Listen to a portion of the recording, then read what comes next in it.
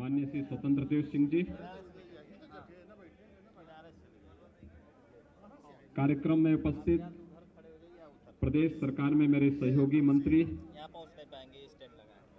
Doctor धर्म सिंह सैनी जी,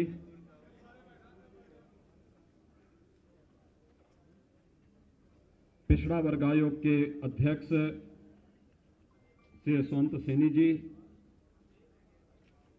माननीय सांसद श्री रविंद्र कुशवाहा जी, माननीय सांसद डॉक्टर संघमित्रा मौर्य जी,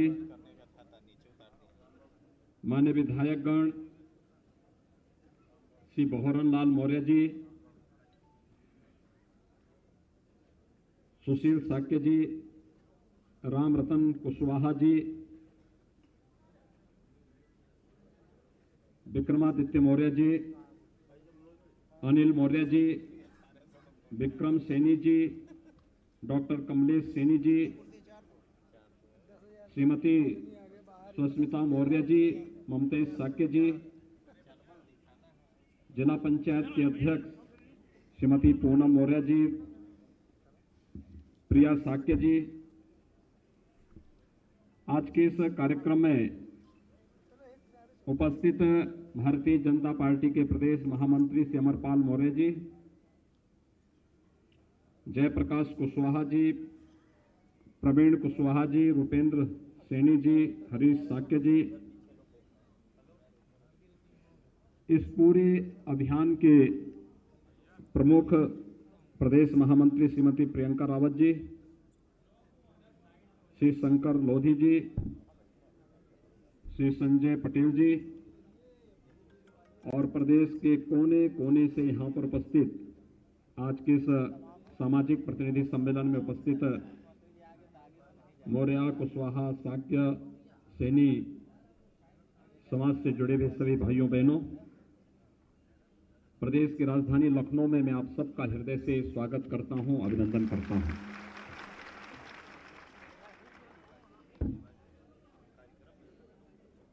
सामाजिक जागरूकता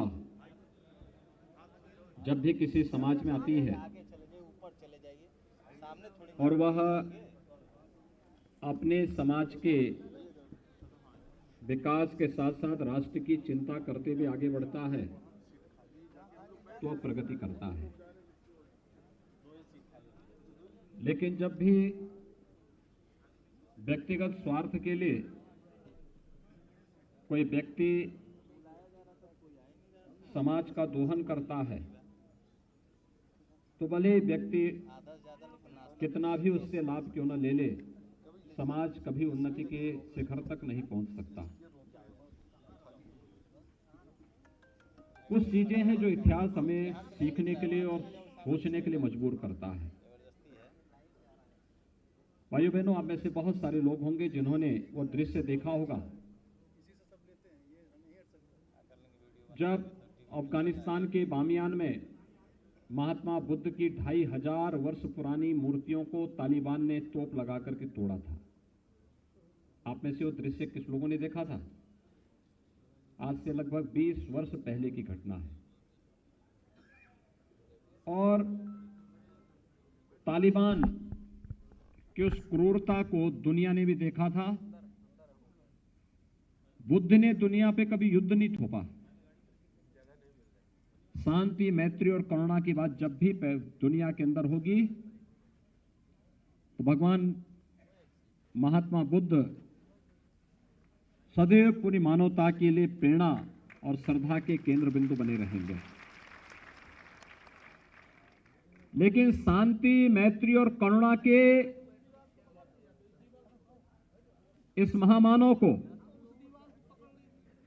उनकी मूर्तियों को तालिबान ने कैसे तोड़ा था, यह दृश्य भारतवासियों को कभी भी विस्मृत नहीं करना चाहिए और दुनिया में शांति और सौहार्द के पक्षधर किसी भी व्यक्ति को कभी नहीं भूलना चाहिए। क्योंकि बुद्ध ने तो करुणा की बात की, मैत्री की बात की, शांति की बात की। बुद्ध की प्रतिमा को तोड़ने का मतलब शांति को तोड़ना, भंग करना। दुनिया के अंदर आपसी सौहार्द को नष्ट करना। और हम लोगों ने तब भी, मैंने 1999 में इस बात को कहा था, तब भी मैंने इस बात को कहा था कि इन्होंने महात्मा बुद्ध को, इसके माध्यम से भारत की आत्मा को ठेस पहुंचाने का कार्य किया था। एक दिन इनकी बड़ी दुर्गति होगी जिन्होंने महात्मा बुद्ध की मूर्ति को तोड़ा है। और भाइयों बहनों, आपने देखा होगा उसके कुछ ही दिनों के बाद जब अमेरिका के ड्रोन बम वहां गिर रहे थे और तालिबान के ऊपर उनकी चमड़ियां बारूद से झुलसती जा रही थी, तो हम लोगों ने कहा था महात्मा बुद्ध के साथ किए गए आपकी क्रिया की ईश्वर तुम्हें उसकी प्रतिक्रिया दे रहा है।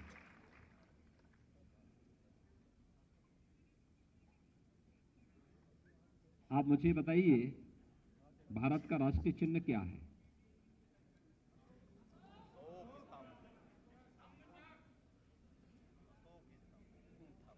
भारत के तिरंगे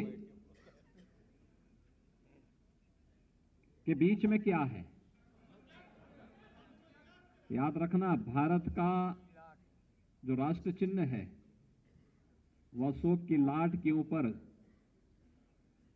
जो सिंह है ना, वही भारत का राष्ट्र चिन्ह बना है।